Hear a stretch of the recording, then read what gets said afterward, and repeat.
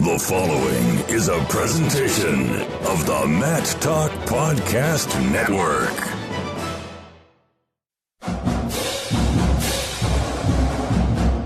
It's time for Inside Virginia Tech Wrestling. We'll talk all things Hokie wrestling with Coach Tony Roby and staff. Now, let's join your host, Hall of Fame wrestling writer and broadcaster, Jason Bryant.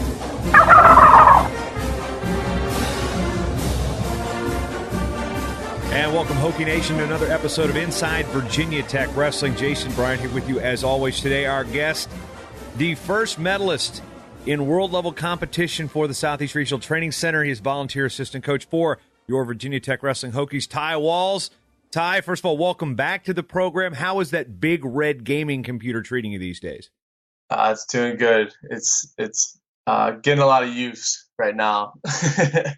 Yeah, it's the decompression stage of coming back from Poland. It's like, you know what, Coach, I'm just going to stay in my room and play some video games for a while. That's what I'd like to say, but no. Yeah, it is nice just to relax a little bit and kind of slowly get back into training and do a little bit of coaching at the same time. So in case Hokie Nation has been sitting underneath the turkey leg, I realized there was some excitement after the football win over the University of Virginia last weekend, and Thanksgiving hangover still setting in for people. But Ty Walz finished third with the bronze medal at the U23 World Championships. This is a new World Championship event by United World Wrestling, kind of replacing, in some ways, the university age group. Now there's a cap. There's no longer going to be like 28-year-old like Olympians wrestling in the university age group. This is U23, so you're getting a lot of the college graduates.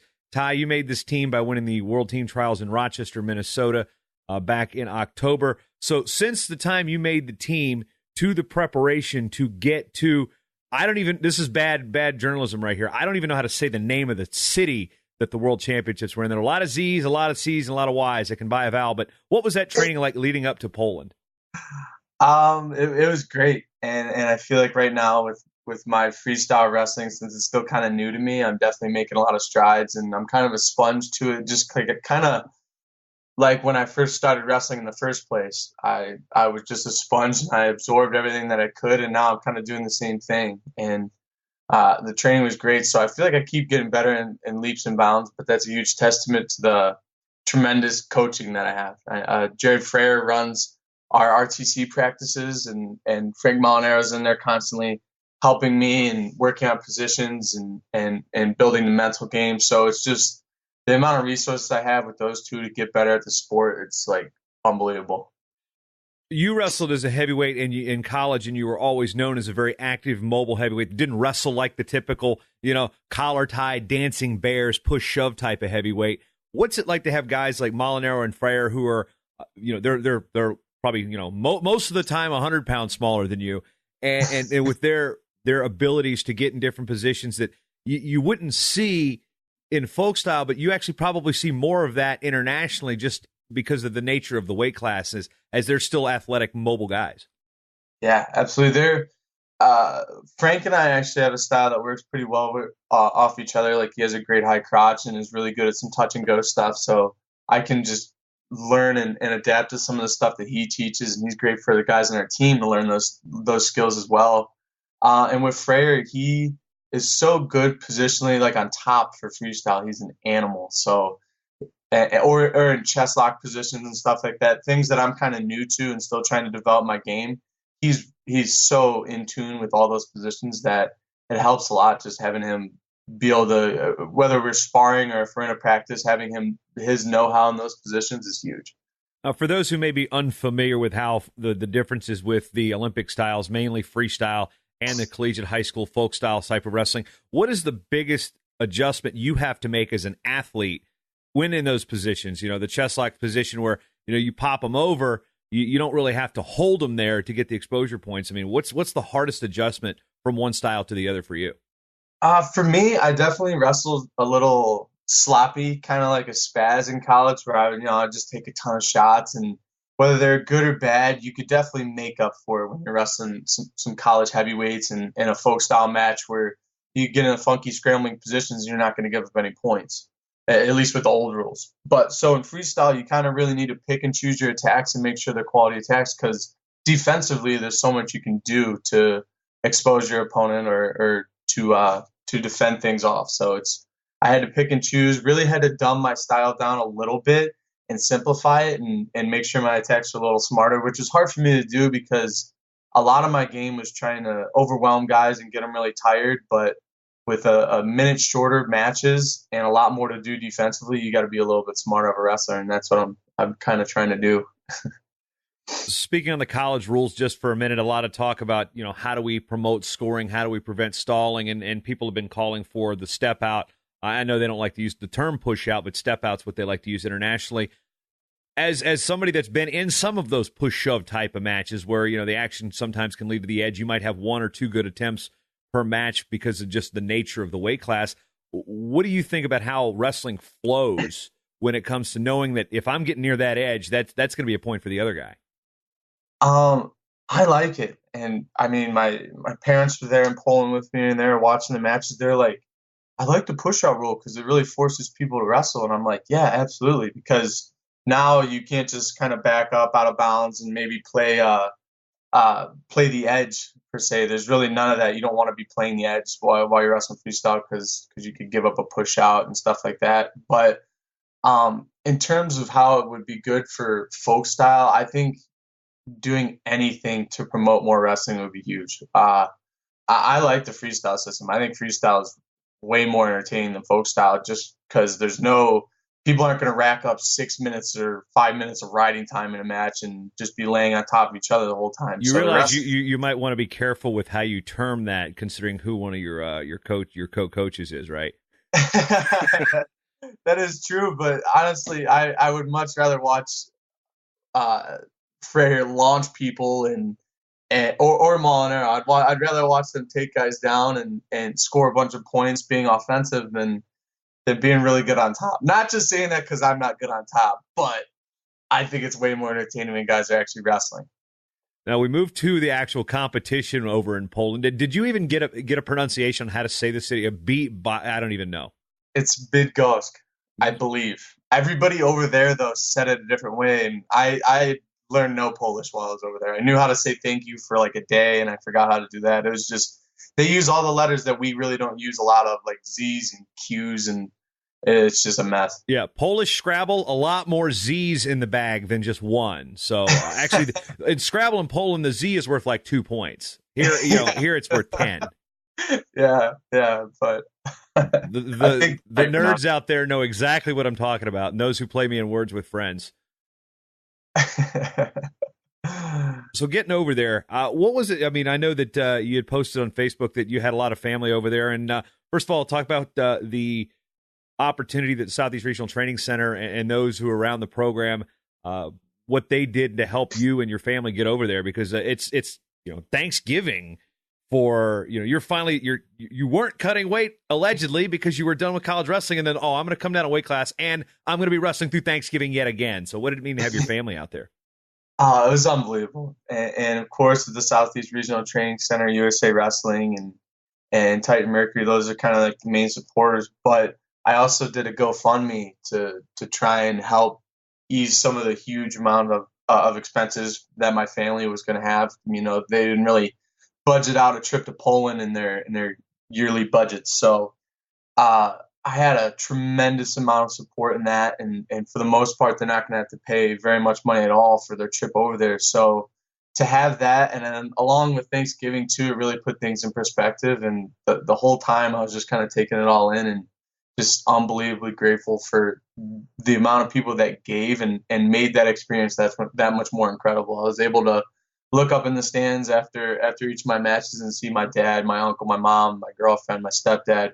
And it was unbelievable. It's kind of crazy. And they're all cool about going over for Thanksgiving too, because I don't think they're going to spend too many more Thanksgivings in Poland ever again for the rest of their lives. So it was amazing. Okay, so the questions we've got to ask: how do Americans do Thanksgiving in Poland? I don't know if you can go to your local Aldi or Cub Foods or actually Food Lion or something. I can't remember the chains they got down in Virginia, Farm Fresh or something like that. And it's been years since I've actually gone to one of those places. But you sit there and you're not going to find like a row of like 20-pound turkeys. So what is the fare like? So the food was pretty good, and for the most part, it was pretty Americanized. But USA Wrestling actually put on a little Thanksgiving feast. I wasn't in attendance. I actually went and I had dinner with some of my family, and I celebrated Thanksgiving a little bit like an actual wrestler would this year, where I wasn't able to just stuff my face and be uncomfortably full till I fell asleep. So, I mean, I had to get a couple workouts in as well as kind of pick and choose what I was going to eat. But we ended up having crepes, like really thin pancakes filled with chicken and such for Thanksgiving. So it was different. It was absolutely different, but it was really cool. I want you to say, I like crepes.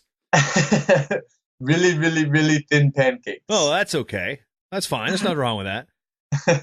Yeah. Continuing on, what was it like to be on this team? I mean, you haven't been on a whole lot of international teams in terms of, you've got the Titan Mercury affiliation now, and what was the dynamic like of the members of the freestyle team specifically? It was so cool. I mean, just because, when I started out my wrestling career, I never imagined doing stuff like this. So it was through my time and growing in the sport that I kind of got inspired to do this, and through having some great coaching along the way. And it was just kind of surreal actually being on a team and having like Bill Zadek and Teague Moore, they're our main coaches, them and Joe Russell. So having their support there, and then along with, Isaiah Martinez was my roommate, and he's like this guy that's such a stud and a guy that I've watched throughout my whole career wrestling, and now like we're kind of on the same team overseas competing. It's just crazy. I kind of couldn't believe it, but it was also really good to be around those kind of guys and see how they think, see what they do in their everyday routines, how they lose their weight, how they get ready for matches, mentality and everything like that. So it was just an awesome experience.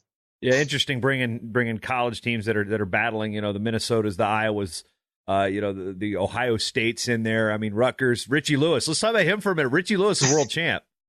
Yeah, he did exactly. And I talked to my team about this, and Teague Moore actually came up to me before one of my matches, my first match, and told me, he's like, hey, listen, go out there and wrestle your style. Don't get in or sucked into whatever any of these guys are going to do. Wrestle exactly the way you'd wrestle in your room, and wrestle and take your style to these guys, really impose your will on them.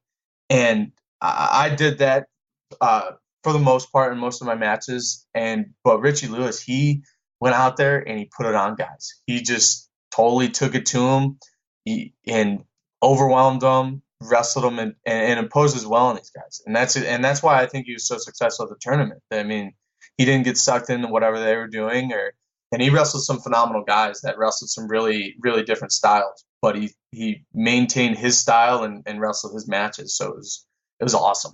Yeah, for those who are maybe starting to can't be familiar with the name, he's wrestles at Rutgers at 157 pounds. This is a guy who's got a little Jersey swagger to him. So yeah, and talk about the dynamics. We've got Michael Krales, who is a heavyweight. You've mixed it up with him a time or two in terms of he's like in aerospace engineering or something like that. And then you've got Sam Brooks, who's had his great mullet. You've got Mitch McKee, who had a great summer. Dayton Fix were a part of the Junior World team.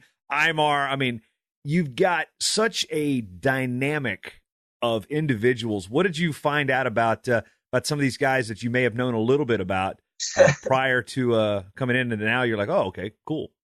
Yeah, it was so cool, and it was a really different mix of guys. I know Kroll's pretty well just because we had wrestled so many times, and he graduated, and he wasn't actually planning on wrestling anymore, but that tournament for the trials was right in Rochester, so he went and did it, and it worked out great for him. So it was cool to kind of hang out and pick his brain. He's a smart dude. Oh, it's ridiculous. We were getting on the plane. He's like, yeah, so if this happens, the plane's going to go down and there's zero chance for survival. We were like, oh, okay. But it was cool, especially like the first day we didn't perform that well. And then we had kind of like the older group of guys going the second day. We were like, all right, older guys are going today, and we gotta show out. So it was cool, and we kind of bonded for a little bit, especially through competition. So it was a lot of fun. There's some intermingling between the styles in terms of when they train at the training center, and then you see each other in the dining halls and in camps and such. But when the performances of Greco and women were just not up to the standards that we've seen this year, the United States had a great year at the cadet, senior, and junior world championships. I mean, how much does it weigh on you guys going in that last day? Be like, we got to get something done here.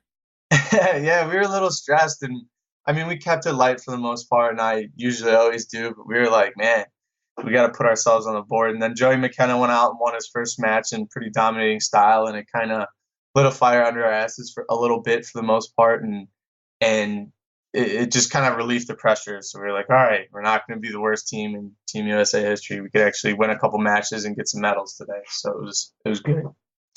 Moving to your weight class as we look at 97 kilos. Last time this is a weight, they're changing the weights, and so that's probably gonna ease things up as they split the weight classes out a little bit. You'll get a few more pounds to carry with you as your career continues. But opening bout, you got to win against Germany 8-1 before you lose in the quarterfinals to Zanis. Let's see if I can rock this one out. Let's see. There's a K. There's an H. Okay. Okay. Well, let's see. I announce these things at the World Championship all the time, but let's see. It's like the name Poland here. Let's go with Kramiankov. Let's go with that because the U's are V's in Belarusian. So lose that one 7-6.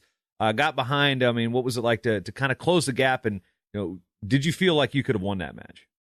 That match definitely. I'm going to look back upon and have a little bit of regrets just because I felt like I kind of let he wrestled very different. He was good at 2-on-1s and hit a couple defensive maneuvers when I was kind of close to scoring that kind of took me out of it for the most part. But if I would have just got back to some really good leg attacks and finished really basic, it would have made it a lot easier. And I feel like I just wrestled it a little bit too loose, where I wasn't getting to a quality leg attack. I was barely getting to his leg and not finishing really, really well. And I think I should have just stayed on that guy, kept snapping his head, maybe just tried front headlock and that would have worked out a little bit better for me. Absolutely a winnable match, but totally one that I could learn a lot from, and that's gonna help me grow indefinitely at the international level. Kramiankov is what I'm going with. It's just gotta work that out. So the way international wrestling works, if the wrestler that you lose to makes the finals, you get pulled back into repechage, which is a French word that means I think completely stupid is actually what it means. But I'm not a fan of how they work the repechage system. But you got pulled back in after the Belarusian beat the wrestler from China, Yang. So that gives you an opportunity. You've got to win 2 matches to get a bronze medal. You beat the local guy from Poland pretty decisively before beating Yang from China 3-0. And take us through the succession of how those matches go in that repechage situation, knowing that, all right, I know this is exactly the amount of matches I have to win. And this guy's got a little bit of rest time, so it's almost a follow the leader type of thing. Yeah, it was. I honestly, after the quickest turnaround was after my first match. I wrestled Lily, got off the mat, ate like a piece of bread, and was drinking water, and then immediately was on deck already. So it was the minimum amount of time that I could have possibly had, whatever the rules are. And then once we saw the guy from Belarus tech the guy from China, I knew that I was gonna be pulled back in, and that was another quick turnaround, which I like because you can kind of get some momentum going and keep rolling on through the tournament. But sometimes with it, you don't have that much time to watch film. You can't really know if that guy has a really good arm spin or what he does on top going into the matches because it kind of limits your time. So you just really quick Google the guy's name, look up a video of him, see what he does for the most part, and then go out there and wrestle. So it's fun and really cool, but it was really different, no doubt.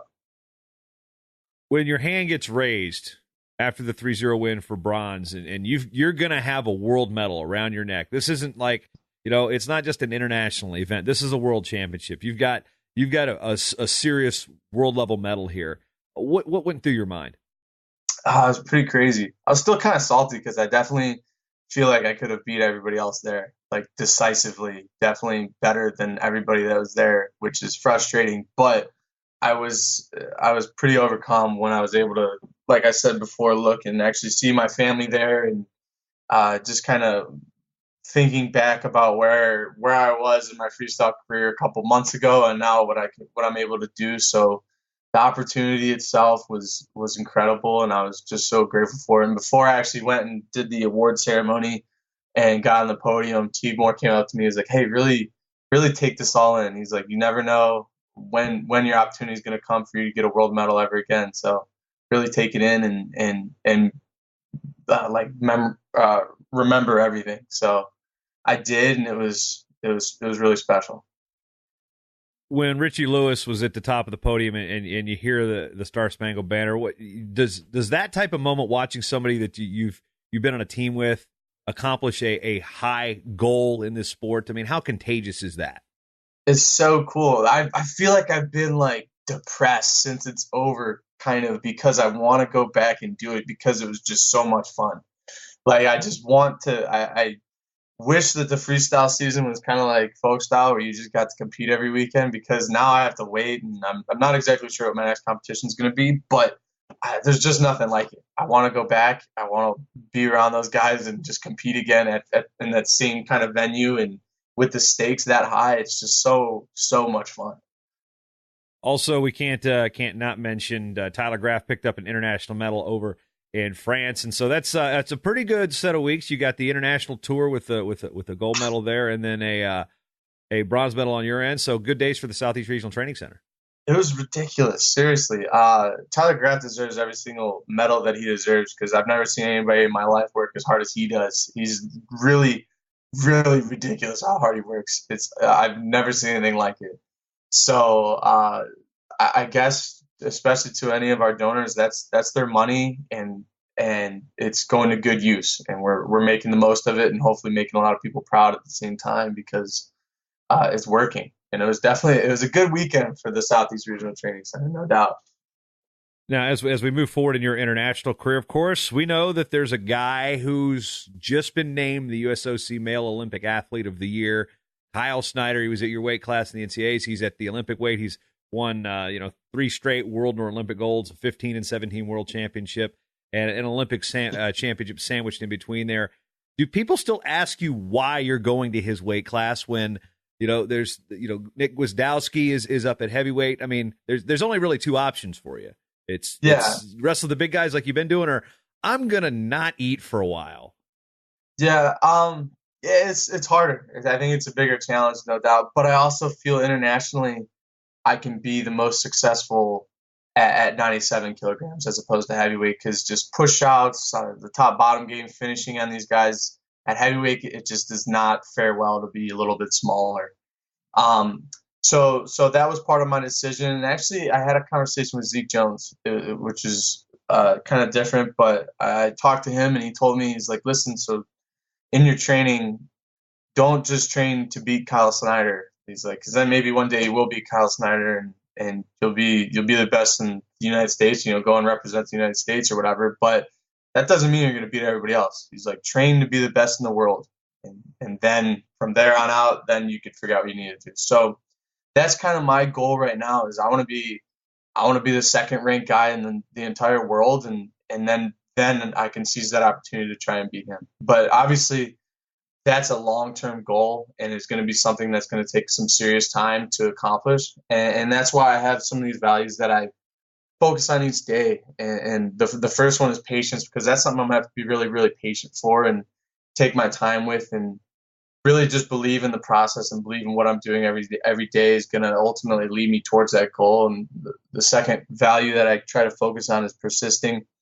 And that's one I've always focused on, because wrestling is such a long, grueling type of sport, especially during the season when in the NCAA when I competed, but even more so at the freestyle level. It's just, you gotta be really, really patient, and just continue persisting and working on through each quad. So that's the second one. And discipline is huge for me right now too, and that's kind of the third value that I focus on, just because I'm going down a weight. I have to be a little bit more disciplined with my weight, and I also have to be disciplined to focus on myself and to get better when I need to get better, and at this new sport, and making sure I'm putting the time in on the mat and off the mat, learning the sport, and and putting as much time into it as I can. And the last value I have is gratitude. And I'm just grateful that he is in my weight class. I'm grateful that I have the opportunity to be the best in the world if I put my heart into it, and I could try to do that. I'm grateful for everything that wrestling brings to me in my life and how it's going to make me a really great person, and all the people that are around us that are supporting me in that. So those are kind of the values that almost kind of revolve around him, where he kind of almost had to instill these things in me since I'm trying to beat him one day, that I have to focus on these things in order to do that. And they're taking place in my actual life. So it's kind of crazy, and it makes a lot of sense in my head. But through working on all those things, I'll eventually be able to be the best in the world. That's the way I look at it. Do want to correct one thing I said earlier as far as the weight class shifts. The weight class is actually staying the same. They shifted some other weights and inserted some. So 97 still going to say 97. So I want to actually clear that up. I was like, wait a minute. As soon as I said it, I was like, is that right? So no, as a little fact checking as we go here. But one thing that does change now is there are day of weigh-ins. I'm not sure if this past tournament, they didn't have the day of weigh-in in Poland, did they, or did they go the night before? No, that was the day before, which was totally nice. But I could get down pretty small. I make jokes about it where I'm like, all right, I'm just gonna have to discipline this day out if I'm going to bed hungry or not eating a lot in the day. I'm like, all right, just gonna have to discipline it out. And it's hard, it's different, but it's definitely rewarding. The guys who've been cutting weight their entire lives are looking at you just disgusted. Like, I hate you so very much. Totally. But now I also, as a coach, for me, I now have that. Like, as a heavyweight and you're a coach, you can only really like mesh with one guy and know exactly what one guy is going through. But now with the fact that I cut a little bit of weight here and there, I can talk to guys on our team that cut a lot of weight. I could be like, oh, Brent Moore, I know exactly what you're going through. I'm sure you're really hungry right now. Or like Solomon Chisco, hey, I know you probably feel like crap right now, but we could work on that. So hopefully it kind of gives me a little bit more credibility in that sense as a coach too. I can't be a heavyweight that ate whatever Chipotle before matches every day and kind of pretend like I know what's going on in all of my wrestlers' lives. Yeah, see, back in the day, it'd be like, hey, yo, you need to cut down, man. Don't supersize it. Just get the regular size next time. Yeah, exactly. Or comedian Greg Warren, who has a bit and says, hey, you're on a diet. Get the vanilla frosting. I don't know. I don't know if that has anything to do with it. I just wanted to throw out a Greg Warren joke. Now, you talked about coaching, and this is something that now in your role, you don't have to go to class, but you have to, coach, and there's that responsibility of having a JOB. You had an opportunity that you missed a duel against Missouri as the team was sitting there wrestling at the Moss Arts Center. Things didn't really go great for the Hokies, including losses by Solomon Shishko and Jared Haught, who was winning big against Willie Miklas and got thrown and pinned there as he was looking to go in for the kill. So what discussion do you have with Jared Haught in that situation, and how does your relationship change going from teammate to now coach?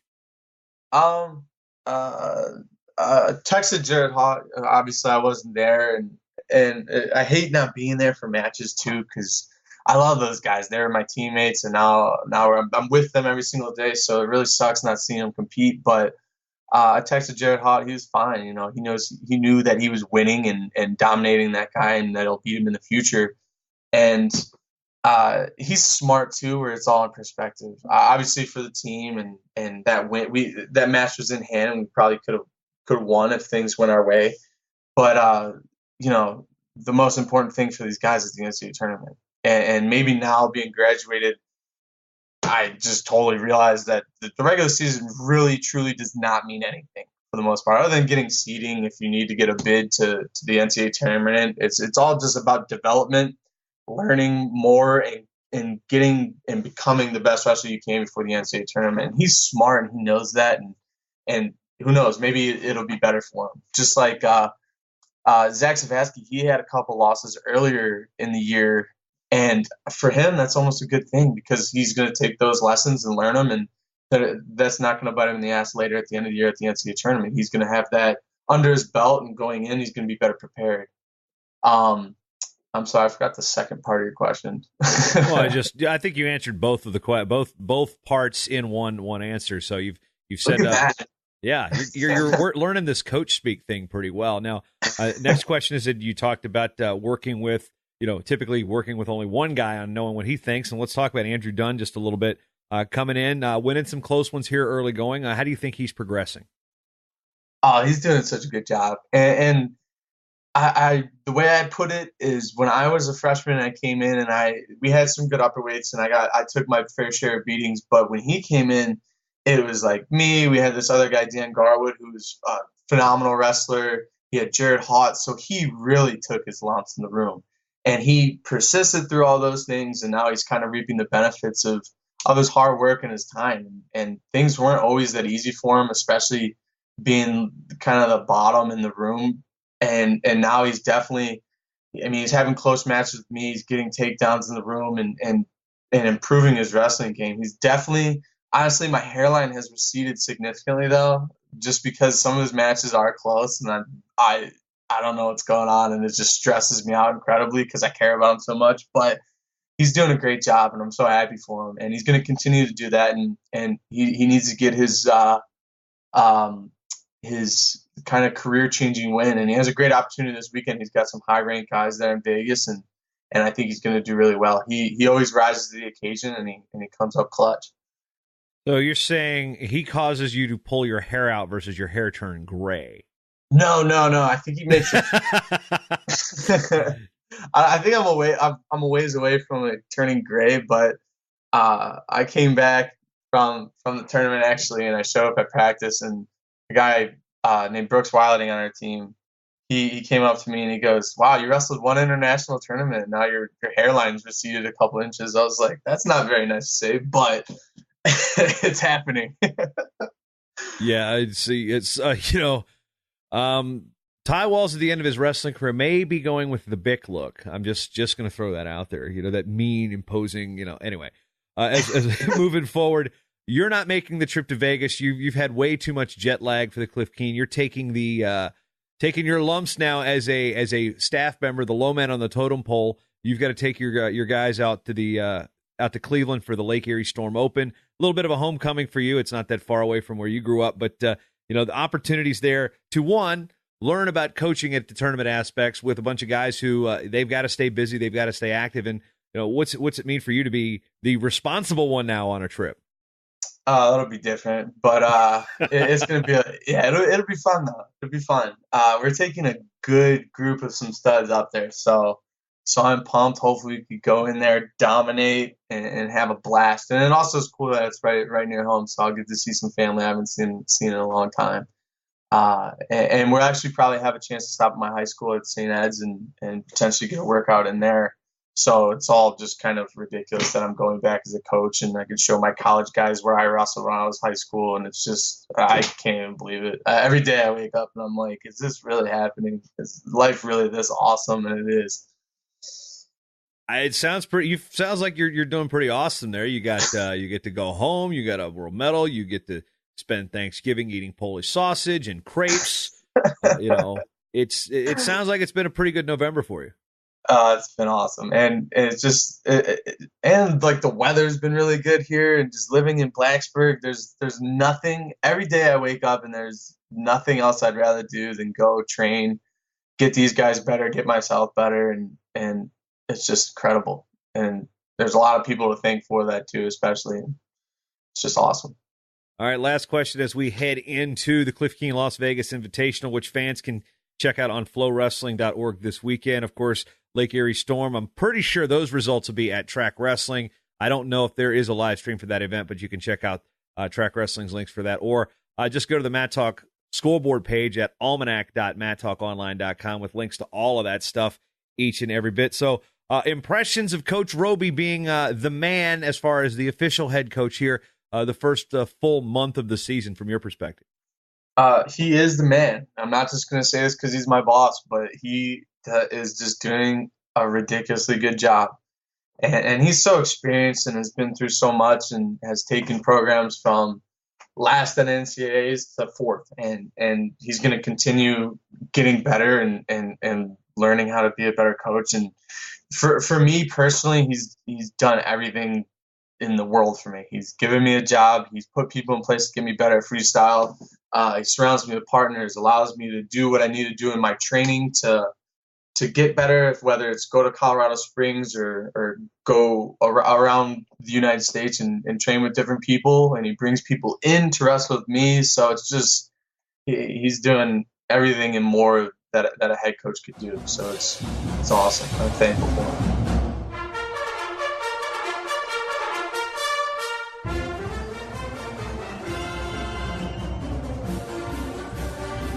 Hokie fans, listen to Inside Virginia Tech Wrestling anywhere you go by subscribing on Apple Podcasts.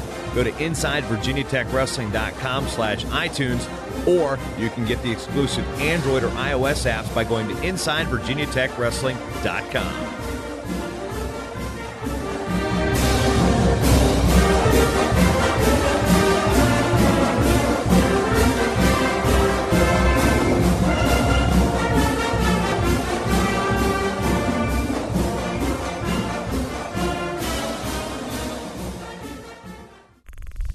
Show is part of the Mat Talk Podcast Network. For more wrestling podcasts, head over to MatTalkOnline.com.